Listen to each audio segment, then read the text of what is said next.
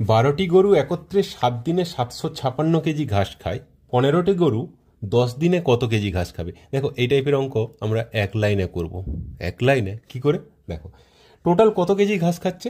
756 KG. আমি ওটা আগে লিখে নিলাম।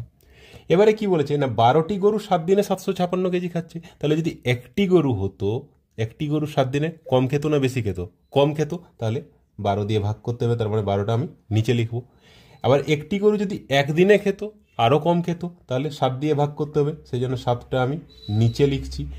এবারে 15টি গরু বেশি হবে, তাহলে উপরে হয়ে যাবে 15, গুণ করে দেবো উপরে।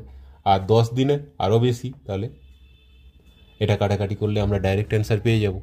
দেখো 12 6 72, 3 6 12, 3 7 9, তাহলে 15 9 135 গুণিত 10 1350, অপশান সি হয়ে যাবে অ্যান্সার।